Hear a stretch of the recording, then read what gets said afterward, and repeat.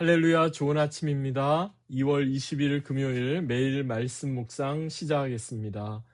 오늘 우리에게 주시는 하나님 말씀은 신약 고린도전서 14장입니다.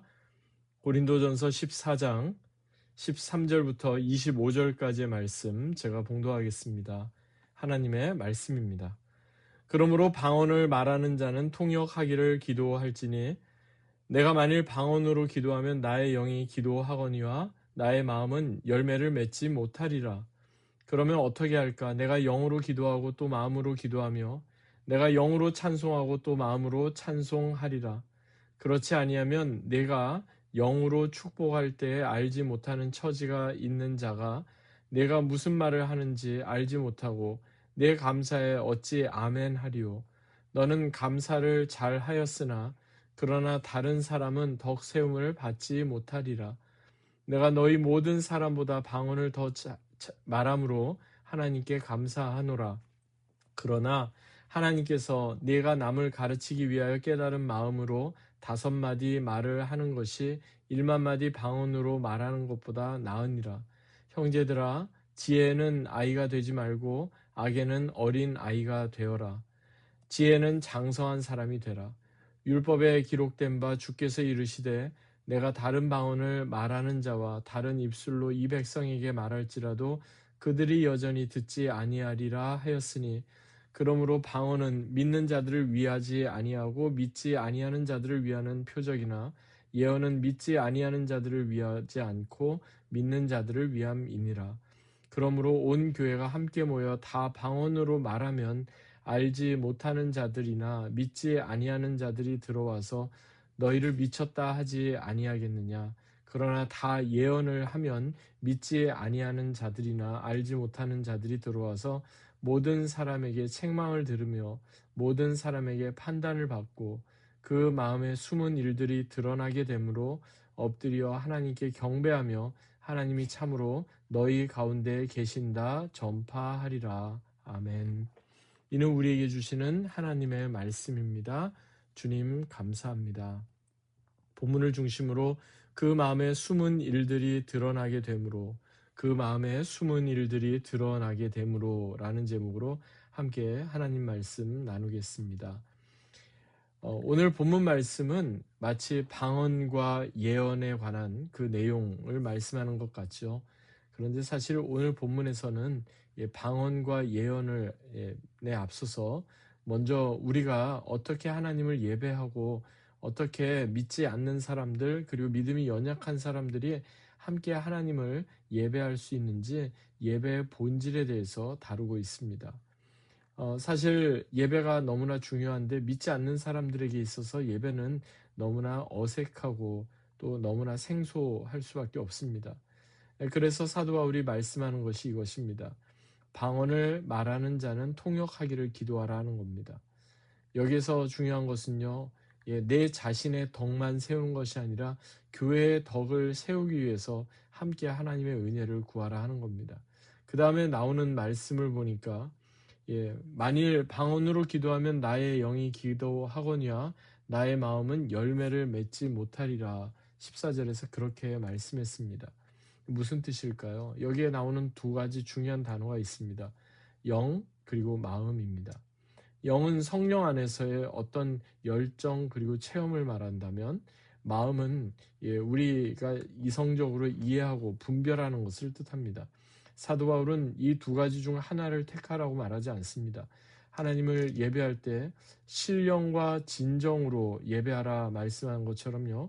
우리는 성령 안에서 하나님을 예배하고 또한 우리의 마음을 다하여 우리의 진정성을 다하여 하나님을 예배하는 것, 이 2가지가 다 필요합니다.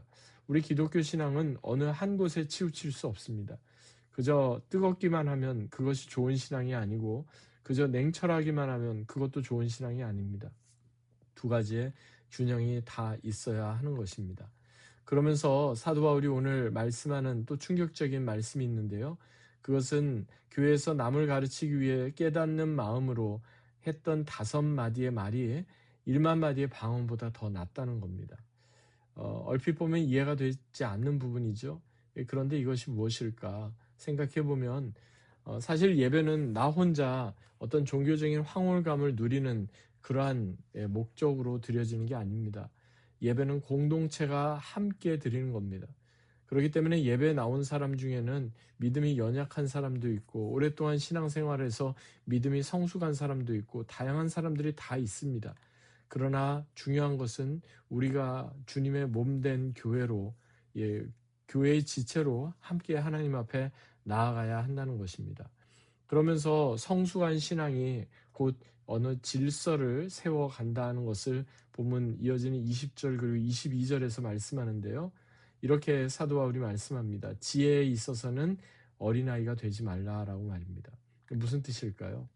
어린아이는 다른 사람을 배려하는 법이 없습니다. 항상 자기 자신이 우선입니다.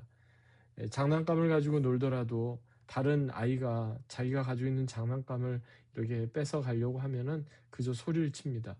내가 놀지 않으면서도 내 것을 끝까지 붙잡으려고 합니다. 그런데 어른은 그렇지 않습니다. 나눕니다. 베풉니다. 그리고 다른 사람에게 양보합니다. 고린도 교회가 신앙이 열심은 있었지만 신앙이 성숙이 부족하였기 때문에 여러 가지 갈등과 어떤 분란이 끊이지 않았었는데, 그래서 사도 바울이 계속해서 말씀하는 것은요, 우리에게 있어서 은사가 중요하지만 그 은사의 정말 목적이 교회의 덕을 세우고 다른 사람의 유익을 위한 것으로 사용되지 못한다면 오히려 그 은사 때문에 공동체가 어려워질 수 있다는 것을 말씀하고 있는 것입니다. 여러분, 하나님을 예배하는 그 예배의 자리는요, 우리 자신을 드러내는 자리가 아닙니다. 오직 하나님만 드러나고 오직 하나님만 영광을 받으시는 자리가 되어야 한다는 겁니다. 그래서 본문 23절부터 마지막 25절까지의 말씀 보니까 다른 것이 아니라 믿음이 연약한 사람들, 초신자들, 이제 갓 예수님을 믿는 그런 사람들을 먼저 배려하는 예배가 중요하다는 것을 말씀하고 있죠. 모두가 다 어떤 방언의 은사를 받았다고 해서 그들이 다 같이 방언으로 기도하고 방언으로 그들이 화답한다면 처음 예배의 자리에 왔던 사람들이 어떻게 그것을 반응할 수 있겠느냐, 그것을 보고서 미쳤다고 하지 않겠느냐, 이렇게 반문하고 있습니다. 중요한 것은요, 예배는 그저 우리끼리만 감동받고 은혜 받는 것으로 그치는 게 아니라 예배 가운데 하나님의 임재가 드러나야 합니다. 예배 가운데 하나님의 말씀이 분명히 선포되고 그 말씀이 우리 안에 숨은 생각과 우리 안에 감춰진 죄악을 드러내어서 결국 그 말씀 앞에서 우리의 모든 숨은 생각과 죄악들이 드러나고 하나님 앞에 우리가 회개함으로 나아가게 되는 것, 그것이 진정한 예배입니다. 사랑하는 여러분, 우리의 예배는 어떠한지 한번 되짚어 보십시다. 그저 내가 은혜 받고 감동받는 것으로 그치는 것이 아니라 믿음이 연약한 사람들이 다시 한번 하나님께 더 가까이 나아갈 수 있는 그런 예배가 될 수 있도록, 진정 나만 은혜 받고 끝나는 예배가 아니라 더 많은 사람들에게 은혜를 끼치는 그러한 예배가 되어야 하겠습니다. 말씀을 맺겠습니다. 오케스트라의 지휘자가 있습니다. 그 오케스트라의 지휘자는 어떻게 보면 연주자에 비하면 별로 하는 일이 없는 것 같습니다. 지휘봉을 가지고 계속해서 여기저기 지시를 하는 것이 전부인 것처럼 보입니다. 그런데 만약에 오케스트라의 지휘자가 없으면 어떻게 될까요? 연주자가 각각 자신의 악기의 소리가 중요하다고 해서 그저 자신의 악기의 소리만 크게 이렇게 낸다면 어떻게 될까요? 아무리 실력이 뛰어난 연주자들이 모인 오케스트라라고 해도 제대로 된 그런 화음을 빚어낼 수가 없을 것입니다. 지휘자의 그 지휘 아래 자신의 차례가 되었을 때, 자신의 악기를 가지고 연주하게 될 때, 때로는 큰 소리로 때로는 작은 소리로 화음을 맞춰가게 될 때 그 오케스트라가 연주하는 음악이 아름다운 음악이 될 수가 있는 것입니다. 은사도 마찬가지입니다. 무조건 은사가 다 사용되고 많을수록 좋은 것이 아니라 교회 안에서 덕을 세우는 곳에 사용될 때 그 은사는 빛을 발합니다. 특별히 믿음이 연약한 사람들을 세워주고 격려하는 곳에 그 은사가 사용될 때 그 은사는 은사를 주신 하나님을 기쁘시게 하는 것입니다. 그러므로 오늘 이 말씀 다시 한번 우리의 마음에 되새기십시다. 진정 우리의 예배는 어떻게 되고 있는지, 우리의 예배를 통해 하나님께서 영광을 받으시고 믿음이 연약한 자들이 믿음이 더 견고해지고 있는지, 그리고 하나님께서 내게 주시는 은사가 교회의 덕을 세우고 많은 사람들의 유익을 위해서 사용되고 있는지를 되짚어 보십시다.